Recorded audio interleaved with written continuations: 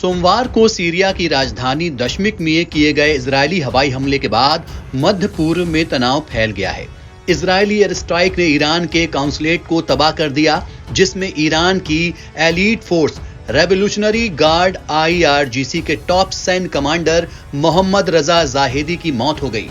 हमले में जाहिदी के सहयोगी कमांडर हाजी रहीमी समेत IRGC के कुल 7 अधिकारी मारे गए हैं। इस हमले के बाद ईरान भड़का हुआ है और उसने इजराइल से बदला लेने की धमकी दी है। लेबनान में ईरान के सहयोगी हिजबुल्लाह ने भी दुश्मन को सजा देने का ऐलान किया है। आइए जानते हैं कि ईरान के टॉप कमांडर रजा जाहिदी कौन थे, जिन्हें मारने के लिए इजराइल ने इतना बड़ा अभियान चलाया और किसी देश के वाणिज्य दूतावास को निशाना बनाया।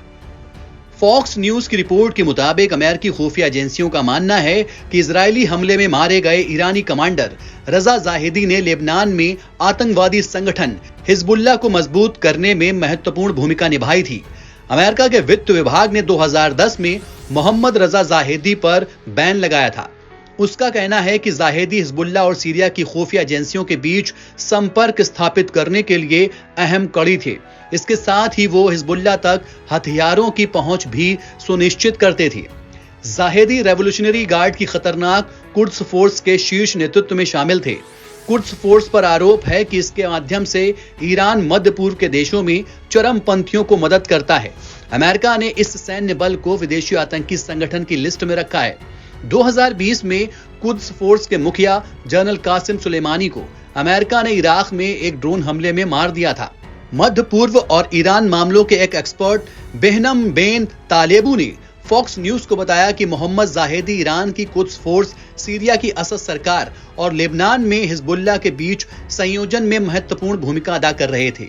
सीरिया की असद सरकार ईरान के सबसे पुराने सहयोगियों में से एक है और विद्रोह शुरू होने के बाद से ही ईरान ने इसका समर्थन किया है। यही नहीं, ईरान ने हिजबुल्लाह के लड़ाकों को असद के समर्थन में लड़ने के लिए सीरिया भेजा है। तालेबू के मुताबिक जाहिदी ने 1980 के दशक में ईरान इराक युद्ध में हिस्सा लिया था। कुछ समय के लिए वो IRGC की वायुसेना के प्रमुख के साथ साथ ईरान की IRGC ग्राउंड फोर्सेस के कमांडर भी रहे। ईरानी मीडिया रिपोर्ट में बताया जा रहा है कि 2000 से 2010 के बीच जाहिदी सीरिया और लेबनान इलाके में कुद्स फोर्स के टॉप अधिकारियों में से थे। NBT ऑनलाइन की रिपोर्ट।